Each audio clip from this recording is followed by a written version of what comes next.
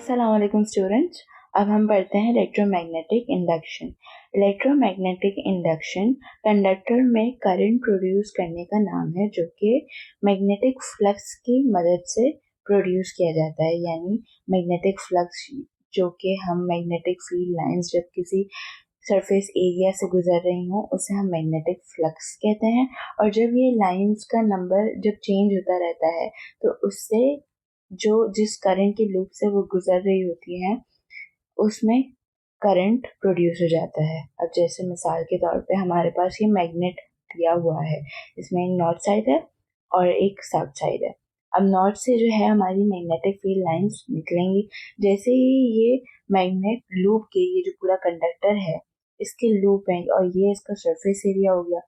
अब जब जैसे ही मैग्नेट को करीब लाया जाएगा तो इसकी जो मैग्नेटिक फील्ड लाइंस हैं वो लूप में चेंज होंगी। यानी जैसे जैसे इसको बढ़ाया जाएगा इसकी मैग्नेटिक फील्ड लाइंस बढ़ती जाएंगी और जैसे जैसे उसको दूर भेजा जाएगा इसकी मैग्नेटिक फील्ड लाइंस कम होती जाएंगी। यानी ये जो चेंज आएगा ना मैग्नेटिक फ्लक्स में या मैग्नेटिक फील्ड लाइंस के नंबर पे जो कि सरफेस एरिया से गुजर रही हैं उससे हमारे पास करंट लूप में प्रोड्यूस होगा। ये करंट कंडक्टर में प्रोड्यूस होगा। एक ये एग्जांपल है। दूसरी एग्जांपल ये है कि हमारे पास जैसे ये पूरा कंडक्टर जिसके बहुत सारे कॉइल्स हैं। अब जैसे हमने स्विच ऑन किया आहिस्ता आहिस्ता करंट बढ़ेगा। अब इसमें जैसे जैसे करंट बढ़ता जाएगा वैसे वैसे इसमें करंट गुजरने की वजह से मैग्नेटिक फील्ड पैदा होगी। अब जैसे जैसे करंट बढ़ेगा वैसे वैसे हमारी मैग्नेटिक फील्ड भी स्ट्रांग होती जाएगी और मैग्नेटिक फील्ड लाइंस की तादाद भी बढ़ती जाएगी और वो इस दूसरे कॉइल से गुजरने लगेंगी। अब जैसे जैसे ये लाइंस बढ़ती जाएंगी वैसे वैसे इस कॉइल पे भी हमारे पास करंट प्रोड्यूस हो जाएगा। अब अब जब हम जिस इस स्विच को ओपन करेंगे यानी हमारे पास करंट फिर आहिस्ता आहिस्ता कम होता जाएगा तो हमारी मैग्नेटिक फील्ड की स्ट्रेंथ भी कम होती जाएगी और जब वो कम होगी तो इसकी जो लाइंस हैं वो कम होती जाएंगी। अब जैसे जैसे ये चेंज आता रहेगा कम होती जाएंगी मैग्नेटिक फील्ड लाइंस तो इनके चेंज की वजह से इसमें करंट गुजरता जाएगा। लेकिन जब ये मैग्नेटिक फील्ड लाइंस कुछ वक्त के लिए कांस्टेंट हो जाती हैं यानी कुछ वक्त के लिए एक ही नंबर जो है वो गुजरेगा मैग्नेटिक फील्ड लाइंस का कॉइल पे तो वहां पर करंट रुक जाता है। लेकिन जैसे जैसे ये मैग्नेटिक फील्ड लाइंस का नंबर चेंज होता रहेगा वैसे वैसे आपका करंट भी घूमता रहेगा। एक और तरीका यह है कि हम इस सर्किट में रेजिस्टर को ऐड कर दें, वेरिएबल रेजिस्टर को, और उसमें उसकी रेजिस्टेंस चेंज करते रहें। अब जब रेजिस्टर को चेंज करते रहेंगे तो उसका करंट भी सर्किट से गुजरने वाला करंट भी हमारे पास चेंज होता रहेगा। तो अब जब करंट चेंज होगा तो उससे हमारी मैग्नेटिक फील्ड भी चेंज होगी क्योंकि करंट की मदद से जब चार्जेस फ्लो करते हैं तो हमारे पास मैग्नेटिक फील्ड पैदा होती है। अब जब जैसे ही करंट हमारे पास बदलता रहेगा रेजिस्टेंस की वजह से तो हमारी मैग्नेटिक फील्ड भी बदलती रहेगी और इस तरीके से दूसरे कॉइल में हमारे पास करंट जनरेट होता रहेगा। तीसरा तरीका ये है कि अब जैसे हमारे पास ये लूप है वायर का और इसमें से हमारे पास मैग्नेटिक फील्ड लाइंस गुजर रही हैं। अब हम इस वायर के एरिया को भी चेंज कर सकते हैं। यानी इस सरफेस एरिया को हम थोड़ा पतला बना दें या फिर इसको थोड़ा खींच कर बड़ा कर दें। तो जैसे जैसे इसका एरिया चेंज होता जाएगा तो इस एरिया में से मैग्नेटिक फील्ड लाइंस जो गुजर रही हैं वो भी कम ज़्यादा होती रहेंगी। इस कम ज़्यादा होने की वजह से इसमें से इस करंट के लूप में से हमारे पास करंट गुजर सकता है। दूसरा तरीका ये भी हो सकता है कि हम इस पूरे जो हमारे पास सर्कुलर एरिया है लूप का हम इसे रोटेट करते रहें। यानी अभी ये फ्लैट है इसको फिर वर्टिकल कर दे फिर उसको दोबारा हॉरिजॉन्टल कर दे तो उसको रोटेट करते रहेंगे तो उसका सरफेस एरिया हमारे पास चेंज होता रहेगा जिसमें से मैग्नेटिक फील्ड लाइंस गुजर रही हैं। अब जब मैग्नेटिक फील्ड लाइंस चेंज होती रहेंगी तो इसमें से करंट गुजरता रहेगा। तो हम ये कह सकते हैं कि एक कॉइल के और मैग्नेटिक फ्लक्स के मोशन की वजह से जो रिलेटिव मोशन है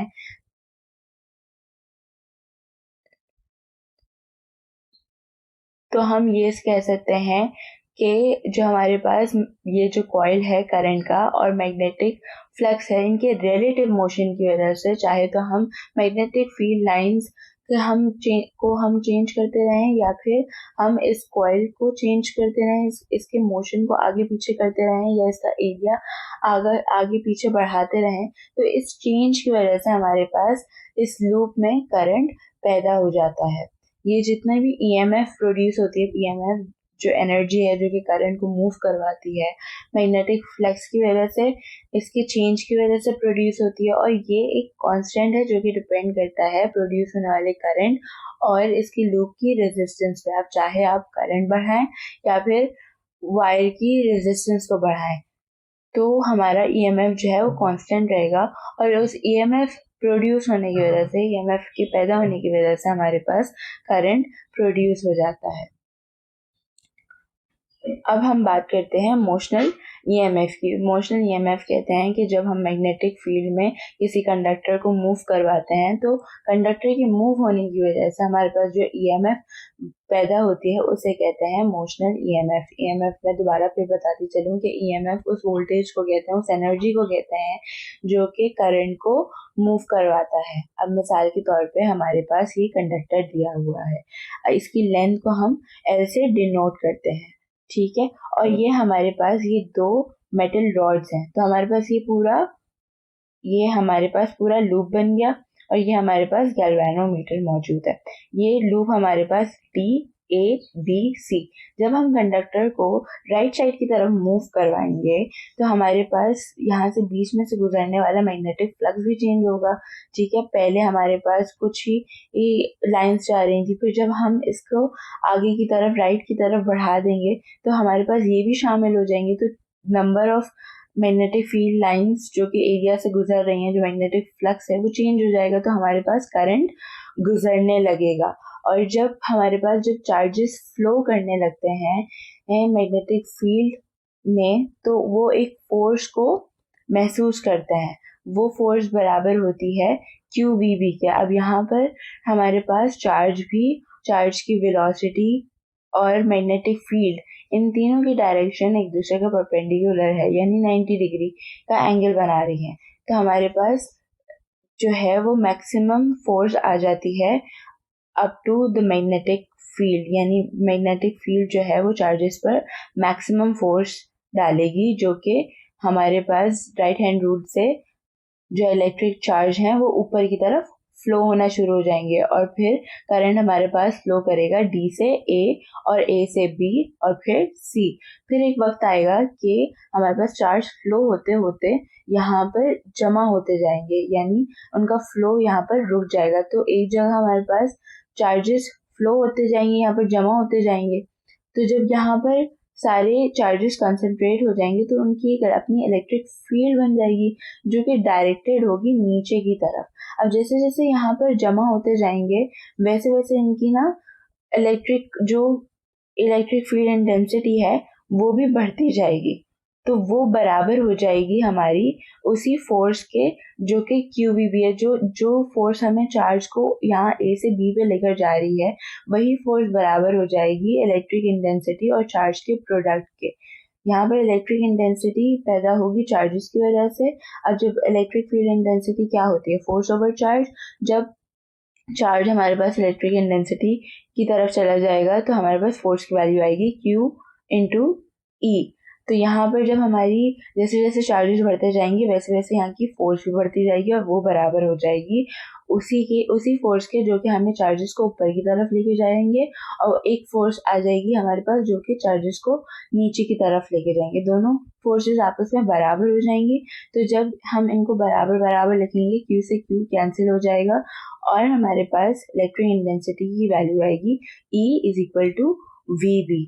अब हमें पता है कि इलेक्ट्रिक फील्ड जो है वो इलेक्ट्रिक पोटेंशियल का नेगेटिव ग्रेडियंट होता है, ठीक है। जब हम L को दूसरी तरफ लेकर चले जाएं तो हमारे पास इस इलेक्ट्रिक पोटेंशियल की वैल्यू आती है नेगेटिव EL, ठीक है। फिर उसके बाद हम नेगेटिव E की जब वैल्यू VB इंसर्ट करते हैं तो हमारे पास इस जो वोल्टेज की वैल्यू है नेगेटिव VBL आ जाती है। हम ई की जगह वी बी को लिख देते हैं। तो हम ये कह सकते हैं कि जो ईएमएफ पूरी इस लूप में जनरेट हो रही है वो पोटेंशियल डिफरेंस के बराबर है, क्योंकि ईएमएफ जो है इलेक्ट्रिक पोटेंशियल को ही कहते हैं जो कि चार्जेस को मूव करवाती है। उसकी वैल्यू आ जाती है negative V B L sine theta. अब साइन थीटा जब 90 डिग्री होता है, यानी तीनों चीज़ें हमारे पास चार्जेस की वेलोसिटी, मैग्नेटिक फील्ड के डायरेक्शन और कंडक्टर की जो लेंथ है, जब आपस में राइट एंगल बना रही होती है, 90 डिग्री का एंगल बना रही होती है, तो हमारे पास ये इलेक्ट्रोमोटिव फोर्स मैक्सिमम जनरेट होती है। और जब ये एक दूसरे के पैरेलल होती है तो बिल्कुल जब हमारे पास साइन ज़ीरो हो जाता है, जो कि हमारे पास ज़ीरो के बराबर होती है। ठीक है, तो हमारे पास यहाँ पर चार्जेस क्योंकि हम लोग कंडक्टर को राइट हैंड साइड पे मूव करवा रहे होते हैं, तो उनकी वेलोसिटी राइट हैंड साइड पे की तरफ डायरेक्टेड होती है। मैग्नेटिक फील्ड हमारी इनटू द पेज होती है और हमारे चार्जेस ऊपर की तरफ मूव कर रहे होते हैं। लेंथ की वजह से हमारी कंडक्टर की डायरेक्शन ऊपर की तरफ आ रही होती है। आइए एक क्वेश्चन को सॉल्व करते हैं। यहाँ पर हमसे पूछा गया है कि एक मैग्नेटिक फील्ड दी गई हुई है जिसको हम बी से डिनोट करते हैं, और उसमें से एक कंडक्टर मौजूद है लेंथ एल का, जो कि उसके अक्रॉस मूव कराया जाता है, और इस एक्टिविटी की वजह से उसके अंदर पोटेंशियल डिफरेंस यानी ईएमएफ पैदा होती है।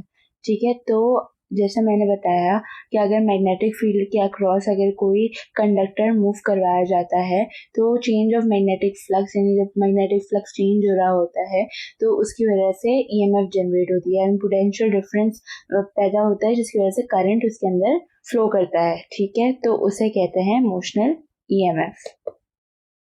ये इसकी एक्सप्लेनेशन। Thank you.